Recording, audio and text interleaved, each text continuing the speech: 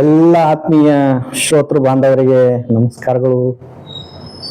ಇವತ್ತು ಮತ್ತೊಂದು ಹೊಸ ವಿಚಾರವನ್ನ ತೆಗೆದುಕೊಂಡು ತಮ್ಮ ಮುಂದೆ ಬಂದಿದ್ದೀನಿ. ಅದಕ್ಕಿಂತ ಮೊಟ್ಟ ಮೊದಲನಾಗಿ ತಾಳಿಕೋಟೆಯ ಸಮಸ್ತ ಬಾಂಧವರಿಗೆ ಒಂದು ನಮ್ಮ ಊರಿನ ದೇವತೆಯಾದ ದ್ಯಾಮವ್ವ ಜಾತ್ರೆ ಮತ್ತು ಶ್ರೀ ಕಾಸ್ಕತೇಶ್ವರ ಜಾತ್ರೆಯ ನಿಮಿತ್ತ ಎಲ್ಲರಿಗೂ ಶುಭಾಶಯಗಳನ್ನು ತಿಳಿಸ್ತಾ, ಇವತ್ತು ನಾವು ಅತ್ಯಂತ ಸಂಭ್ರಮ ಮತ್ತು ಸಡಗರದಿಂದ ದ್ಯಾಮವ್ವ ದೇವಿಯ ಒಂದು ಜಾತ್ರೆಯಲ್ಲಿ ಪಾಲ್ಗೊಂಡು ಪುನೀತರಾದ್ವಿ. ಅದೇ ತರಹ ಮುಂದಿನ ಕೆಲವೇ ದಿನಗಳಲ್ಲಿ ಕಾಸ್ಕತೇಶ್ವರ ಸ್ವಾಮಿಯ ಒಂದು ಜಾತ್ರೆ ಕೂಡ ನಾವು ಆಚರಿಸೋರು ಇದ್ದೀವಿ. ಎಲ್ರಿಗೂ ಆ ಎರಡು ದೇವತೆಗಳು ಒಂದು ಕಲ್ಯಾಣವನ್ನ ಕರುಣಿಸಲಿ ಅಂತ ಈ ಸಂದರ್ಭದಲ್ಲಿ ಕೇಳ್ತಾ, ಮತ್ತೊಂದು ಹೊಸ ವಿಚಾರದ ಬಗ್ಗೆ ತಮ್ಮೆಲ್ಲರೆದುರಿಗೆ ನಾನು ವಿಷಯವನ್ನ ಪ್ರಸ್ತಾಪಿಸ್ತಾ ಇದ್ದೀನಿ. ಬಂಧುಗಳೇ, ಈ ಒಂದು ಪ್ರಪಂಚದಲ್ಲಿ ಎಲ್ಲರಿಗೂ ಕೂಡ ಆರೋಗ್ಯದಲ್ಲಿ ಏರುಪೇರಾಗುವ ಸಾಧ್ಯತೆಗಳಿರ್ತವೆ. ಮನುಷ್ಯರಾದ ನಾವುಗಳಿಗೆ ಮತ್ತು ಪ್ರಾಣಿಗಳಿಗೆ ಆರೋಗ್ಯದಲ್ಲಿ ಏರುಪೇರಾಗುವುದು ಸಹಜ. ಆದರೆ ಇಂದಿನ ವಿಚಾರದಲ್ಲಿ ನಾನು ಹೇಳಕ್ಕೆ ಬಯಸೋದು ಏನಂತಂದ್ರೆ, ದೇವರಿಗೂ ಕೂಡ ಜ್ವರ ಬರ್ತವೆ. ಇದು ನಂಬುತ್ತೀರಾ? ದೇವರಿಗೂ ಕೂಡ ಜ್ವರ ಬರ್ತಾವಂತೆ. ಇಡೀ ಜಗತ್ತಿನಲ್ಲಿ ಜ್ವರ ಬರುವ ಏಕೈಕ ದೇವರು ಯಾರು ಅನ್ನೋದ್ರ ಬಗ್ಗೆ ಇವತ್ತು ತಮ್ಮೆಲ್ಲರೆದುರಿಗೆ ನಾನು ತಿಳಿಸ್ಕೊಡ್ತಾ ಇದ್ದೀನಿ ಬಂಧುಗಳೇ. ಜ್ಯೇಷ್ಠ ಪೂರ್ಣಿಮೆ ದಿನ ಜಗನ್ನಾಥ ಸ್ವಾಮಿಗೆ 108 ಕೊಡ ನೀರು ಸುರಿದು ಸ್ನಾನ ಮಾಡಿಸ್ತಾರಂತೆ. ಅದಕ್ಕೆ ಸ್ನಾನ ಯಾತ್ರೆ ಅಂತ ಹೇಳ್ತಾರೆ. ಜಗನ್ನಾಥ ಸ್ವಾಮಿಯ ಜೊತೆಗೆ ಬಲಭದ್ರ, ಸುಭದ್ರೆ ಮತ್ತು ಜಗನ್ನಾಥ ಮೂರ್ತಿಗಳು, 3 ಮೂರ್ತಿಗಳಿರ್ತವೆ. ಆ 3 ಮೂರ್ತಿಗೆ ಸ್ನಾನ ಯಾತ್ರೆಯ ನಿಮಿತ್ತ ಜ್ಯೇಷ್ಠ ಪೂರ್ಣಿಮೆಯ ದಿನ 108 ಕೊಡಗಳಿಂದ ನೀರನ್ನ ತಲೆಯ ಮೇಲೆ ಸುರಿದು ಸ್ನಾನ ಮಾಡಿಸ್ತಾರಂತೆ. ನೋಡಿ, ಇದು ನಡೆಯೋದು 1000 ವರ್ಷ ಹಳೆಯ ದೇವಸ್ಥಾನ. ಇದು ಒಡಿಸ್ಸಾ ರಾಜ್ಯದಲ್ಲಿಯ ಪುರಿ ಜಗನ್ನಾಥ ದೇವಾಲಯ ಅಂತ ಇದರ ಹೆಸರು. ಅಲ್ಲಿ ಆ ದೇವಾಲಯದಲ್ಲಿ ವಾಸಿಸ್ತಕ್ಕಂಥವ್ರು ಜಗನ್ನಾಥ ಸ್ವಾಮಿಗಳು, ಅವರ ಜೊತೆಗೆ ಬಲಭದ್ರ ಮತ್ತು ಸುಭದ್ರೆ ಅಂತ. ಈ ಸ್ವಾಮಿಗೆ ಸ್ನಾನ ಮಾಡಿಸಿದ್ದಕ್ಕೆ ಅತಿಯಾದ ಶೀತ ಆಗಿ ಅವರಿಗೆ ಜ್ವರ ಬರ್ತಾವಂತೆ. 3 ಜನರಿಗೆ ಜ್ವರ ಬರ್ತಾವಂತೆ. ಜ್ವರ ಬಂದದ್ದಕ್ಕೆ ಅವ್ರಿಗೆ 15 ದಿವಸ ರೆಸ್ಟ್ ತಗೊಳಕ್ ಬಿಡ್ತಾರಂತೆ. ನೋಡಿ, ವಿಚಿತ್ರ ಆದ್ರೂ ಸತ್ಯ. ಮೊನ್ನೆ ತಾನೇ ಜಗನ್ನಾಥ ಸ್ವಾಮಿಯ ಒಂದು ರಥೋತ್ಸವ ನಡೀತು. ಎಲ್ಲರೂ ನೀವು ಮೊಬೈಲ್ ನಲ್ಲಿ ಅಥವಾ ಟಿವಿಯಲ್ಲಿ ಅದನ್ನ ನೋಡ್ಲಿಕ್ಕೆ ಸಾಧ್ಯ ಇದೆ. 15 ದಿನಗಳ ಒಂದು ಸಾರ್ವಜನಿಕ ದರ್ಶನ ಇರ್ಲಾರ್ದೆ ಜಗನ್ನಾಥ ಸ್ವಾಮಿಗೆ ಆರೈಕೆಗಾಗಿ 15 ದಿನಗಳವರೆಗೆ ಶುಶ್ರೂಷೆ ನಡೀತದಂತೆ.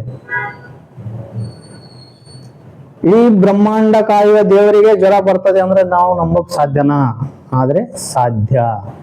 ಯಾಕಂತಂದ್ರೆ ಇದು ಪ್ರತಿ ವರ್ಷ ನಡೀತಕ್ಕಂತ ಒಂದು ಯಾತ್ರೆ. ಇದು ಜಗನ್ನಾಥ ಸ್ವಾಮಿಗೆ ನೀರು ಸುರಿದಾಗ ಜ್ವರ ಬರ್ತದೆ. ಅವರಿಗೆ 15 ದಿನಗಳ ರೆಸ್ಟ್ ಹೇಳ್ತಾರೆ.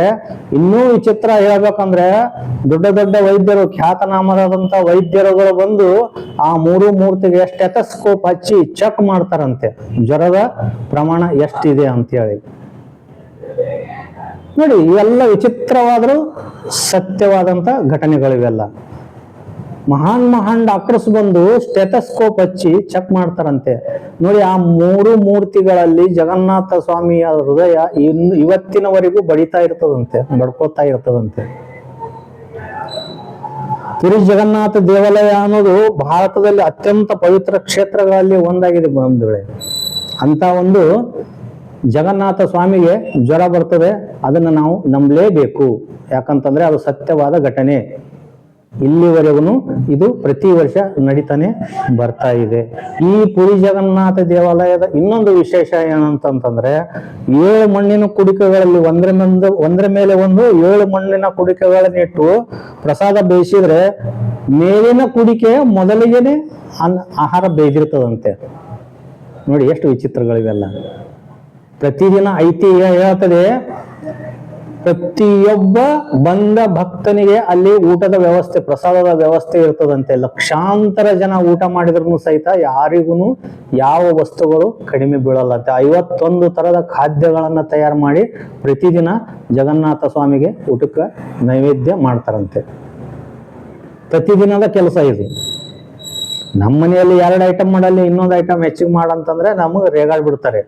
ಆದರೆ ಇನ್ನೊಂದು ಪ್ರತೀತಿ ಇದೆ, ಜಗನ್ನಾಥ ಸ್ವಾಮಿ ದೇವಾಲಯದಲ್ಲಿ ಪ್ರತಿನಿತ್ಯದ ಪ್ರಸಾದವನ್ನ ಲಕ್ಷ್ಮೀ ದೇವಿನೇ ಎದುರು ನಿಂತು ಜಗನ್ನಾಥ ಸ್ವಾಮಿಗೆ ಮಾಡ್ತಾರೆ ಅನ್ನುವಂತ ಒಂದು ಐತಿಹ್ಯ ಕೂಡ ಇದೆ.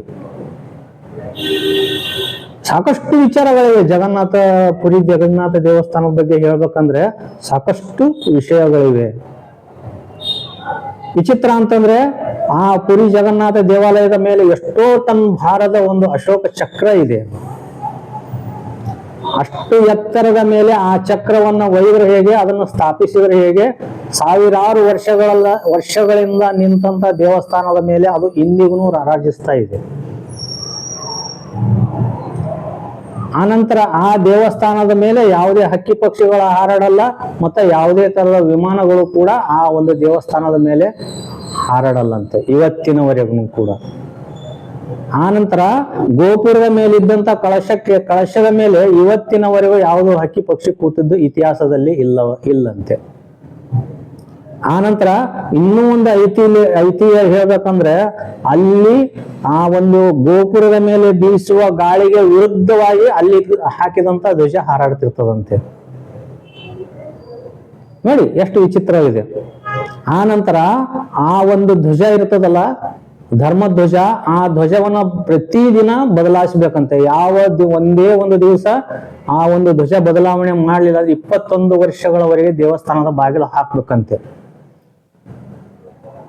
ಈ ಐತಿಹ್ಯವನ್ನ ಸಾವಿರಾರು ವರ್ಷಗಳಿಂದ ನಡೆಸ್ಕೊಂಡ್ ಬಂದಿದ್ದಾರೆ ಬಂಧುಗಳೇ. ಇಲ್ಲಿಯವರೆಗೂ ಯಾರು ಮೇಲೆ ಧ್ವಜ ಹಾಕಕ್ಕೆ ಹೋದರು ಯಾರು ಬಿದ್ದ ಇತಿಹಾಸ ಇಲ್ಲ.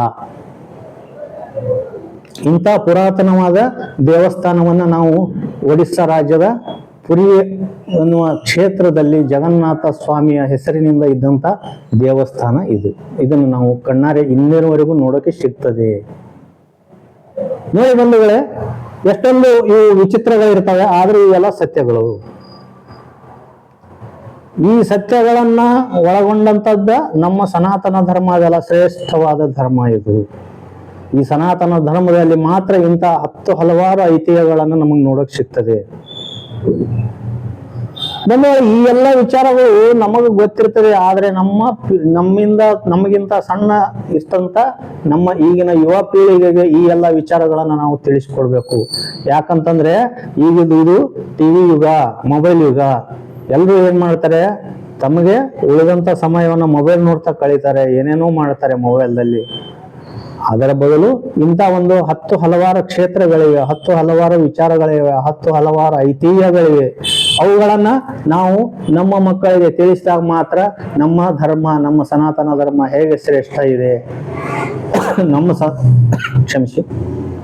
ನಮ್ಮ ಸನಾತನ ಧರ್ಮದಲ್ಲಿ ಎಷ್ಟೊಂದು ಐತಿಹಾಸಿಕ ವಿಷಯಗಳಿವೆ ಅನ್ನೋದು ತಿಳಿದು ಬರ್ತದೆ. ಆ ಕಾರಣದಿಂದ ಬಂಧುಗಳೇ, ಒಂದು ಸಮಯ ಸಿಕ್ಕಾಗ ನಾವೆಲ್ಲರೂ ಕೂಡ ಈ ಒಡಿಸ್ಸಾದ ಪುರಿ ಜಗನ್ನಾಥ ಸ್ವಾಮಿ ದೇವಸ್ಥಾನವನ್ನ ನೋಡ್ಬೇಕು, ಈ ಕಣ್ಣು ತುಂಬ ನೋಡ್ಬೇಕು. ಆನಂತರ ಅಲ್ಲಿ ಸಾಕ್ಷಾತ್ ಲಕ್ಷ್ಮೀ ಮಾಡಿದಂತ ಆಹಾರ ಪ್ರಸಾದವನ್ನ ನಾವು ಸ್ವೀಕರಿಸಿದಾಗ ನಾವು ಕೂಡ ಪವಿತ್ರ ಆಗ್ತಾ ಇದ್ದೀವಿ. ಅದಕ್ಕಾಗಿ ನಾವೆಲ್ಲರೂ ಒಂದ್ಸಾರಿ ಪ್ರಯತ್ನ ಮಾಡಿ ಆ ಪುರಿ ಜಗನ್ನಾಥ ದೇವಸ್ಥಾನವನ್ನ ನೋಡೋಣ ಅಂತ ಹೇಳ್ತಾ, ತಮ್ಮೆಲ್ಲರೆದುರಿಗೆ ಈ ವಿಚಾರವನ್ನ ತಿಳಿಸ್ತಾ, ನೀವು ಕೂಡ ಒಂದ್ಸಾರಿ ಜೈ ಜಗನ್ನಾಥ್ ಅಂತ ಹೇಳ್ತಾ ನನ್ನ 2 ಮಾತುಗಳನ್ನು ಮುಗಿಸ್ತಾ ಇದ್ದೀನಿ. ಧನ್ಯವಾದಗಳು.